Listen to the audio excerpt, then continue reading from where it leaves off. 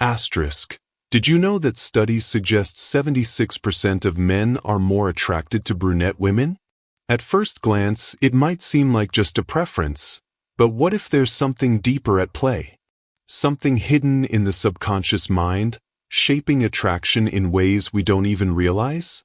The answer may lie in the groundbreaking work of Swiss psychiatrist Carl Jung, who uncovered how ancient symbols and universal archetypes silently influence our desires.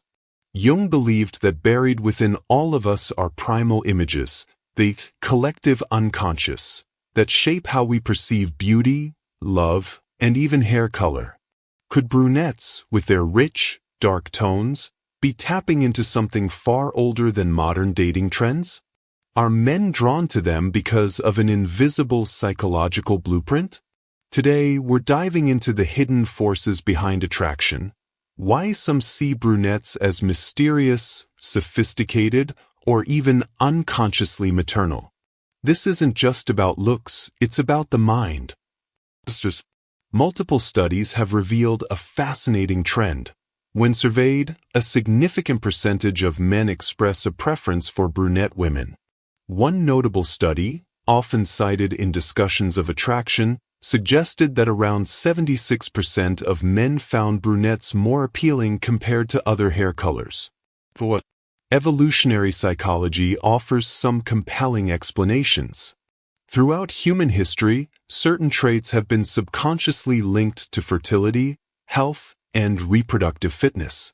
Brunettes, with their darker hair, are often associated with maturity, stability, and a nurturing presence, qualities that align with the primal ideal of a reliable caregiver.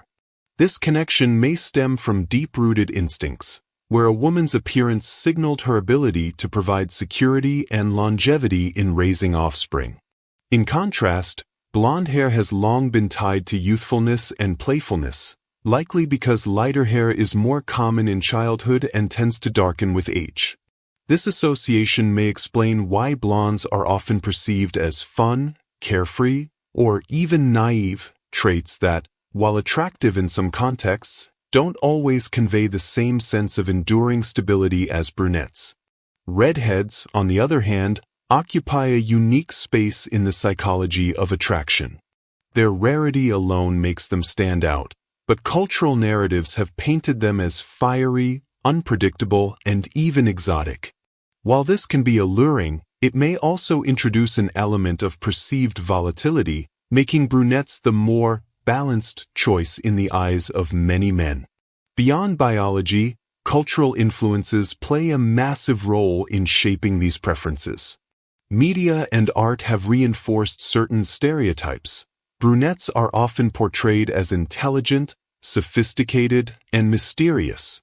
Think of iconic figures like Audrey Hepburn or Sophia Loren, whose dark hair became synonymous with elegance and depth. Meanwhile, blondes have been typecast as the bubbly ingenues or bombshells, and redheads as the passionate, rebellious outliers. These portrayals seep into the collective consciousness, reinforcing subconscious biases that guide attraction.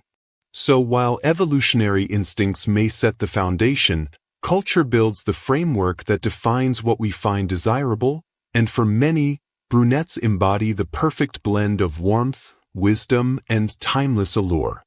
Carl Jung's revolutionary work in analytical psychology offers profound insights into why certain physical traits, like hair color, carry such unconscious weight in attraction. Central to his theory is the concept of the anima, the hidden feminine aspect within the male psyche. According to Jung, every man carries an internalized image of the feminine, shaped by both personal experiences and ancient, universal symbols buried in what he called the collective unconscious. This anima influences not just how men relate to women, but what they instinctively find alluring. For many, brunettes seem to resonate deeply because they mirror primordial archetypes of femininity, particularly the Earth Mother, a symbol of nurturing strength, sensual wisdom, and grounded stability. Unlike the fleeting allure of youth, the Earth Mother represents something enduring.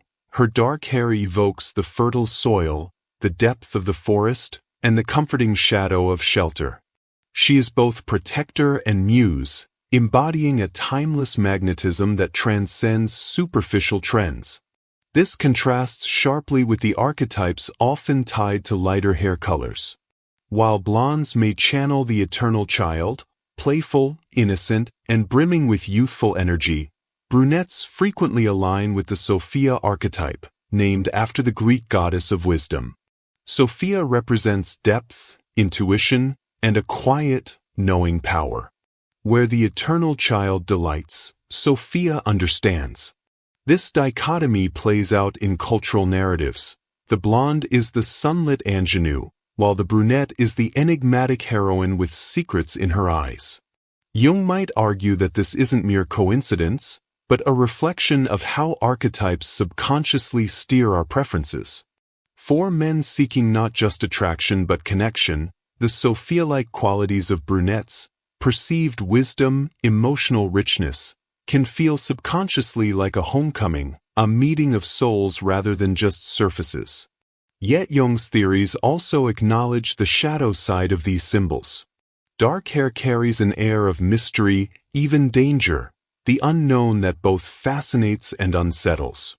This shadow aspect taps into primal attraction, the pull toward what is slightly concealed or unspoken. Brunettes, in this light, become figures of intrigue, the seductress, the oracle, the woman who knows more than she reveals. This duality, earthly warmth and enigmatic depth, creates a potent allure. It's not just about safety or familiarity, it's about the thrill of encountering a soul layered with contradictions. Jung would suggest that this, too, is part of the Animus power, the brunette as both hearth and wilderness, inviting men not just to adore, but to explore. In the end, these archetypes don't dictate desire, but they do whisper to it, weaving a story far older than personal taste, one written in the symbols we've carried for centuries.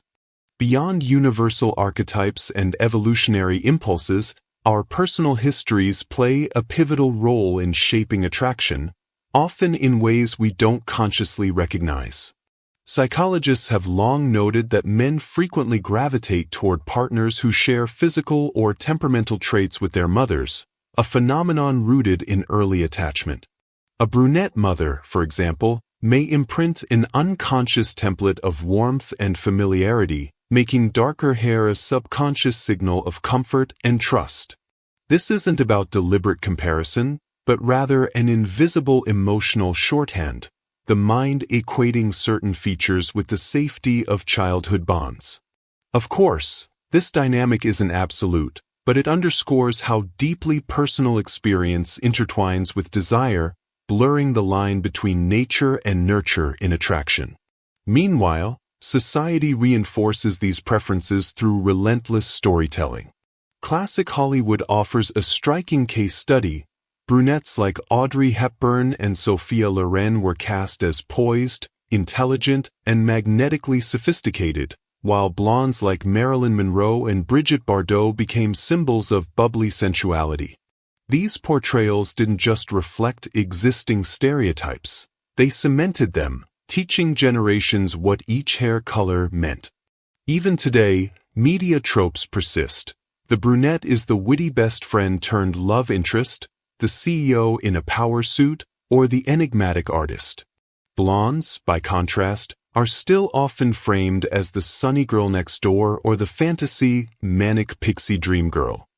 These narratives seep into our collective psyche, making certain traits feel inherently tied to personality, and thus, to allure. Yet none of this is monolithic. Cultural context reshapes these ideals entirely.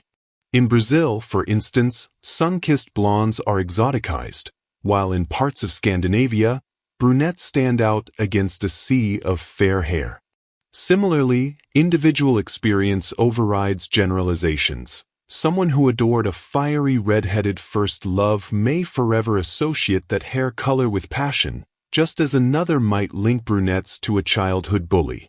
Attraction is a mosaic, not a monochrome. What Jung and evolution provide is a framework, not a fate. The brunette ideal isn't universal law, but one thread in a vast, intricate tapestry of why we want who we want. A tapestry woven from biology, personal history, and the stories our cultures tell us about who we should be drawn to and why.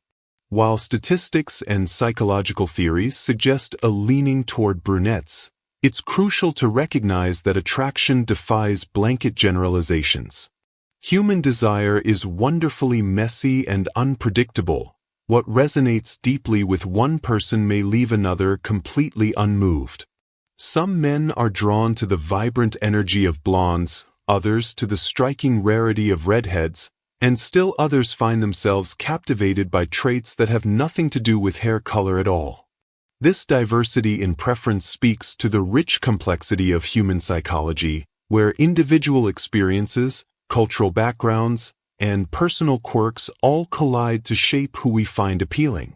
To claim that any single physical trait universally dominates attraction is to overlook the beautiful subjectivity that makes human connections so fascinating. That said, first impressions are undeniably influenced by these deeper archetypal undercurrents. A brunette may initially catch someone's eye because she embodies that subconscious ideal of warmth and wisdom, just as a blonde might spark a sense of playful possibility. But these superficial impressions are just the starting point. What truly sustains attraction is the alchemy of personality, shared values, and emotional connection. Physical features might open the door, but it's the person behind them who keeps it from closing. This is where Jung's theories reveal their nuance. While universal symbols may set the stage, they don't write the entire script. The anima isn't a rigid template but a fluid image, shaped and reshaped by each individual's journey through love, loss, and longing. Jung's greatest insight might be that attraction lives in the tension between the collective and the personal. The brunette ideal isn't just about dark hair. It's about how that hair color becomes a canvas for projections, memories, and dreams. For one man, it evokes his mother's comforting presence. For another, it calls to mind a childhood crush. For a third, it might symbolize the sophistication he admires in classic films. These associations are as varied as the people who hold them, yet they all tap into those primordial symbols that Jung believed unite us. Ultimately, understanding attraction means holding both truths at once, that we are guided by ancient, shared whispers, but also by the intimate stories only we know. The mystery isn't in decoding a universal preference. It's in unraveling why, for each of us, certain qualities feel like coming home. So, what's the real truth behind why so many men are drawn to brunettes? As we've explored, it's not just about aesthetics. It's about the invisible forces of psychology, evolution, and culture working beneath the surface. Brunettes may tap into deep-rooted archetypes of wisdom, nurturing, and timeless allure, echoing Carl Jung's anima and the Earth Mother ideal. Yet attraction is far more complex than any single trait. Personal experiences, societal influences, and the mysterious interplay of shadow and light in our subconscious all shape who we desire and why. Now, we want to hear from you. Do you find yourself more attracted to brunettes, or does another hair color captivate you? Is it the perceived depth, a personal memory, or something else entirely? Drop your thoughts in the comments below. Let's unravel this fascinating topic together. And if you enjoyed diving into the psychology of attraction, don't forget to like, subscribe, and hit the notification bell for more mind-expanding content. After all, understanding the hidden forces that drive us is the first step to knowing ourselves, and each other, just a little better. Thanks for watching, and we'll see you in the next video.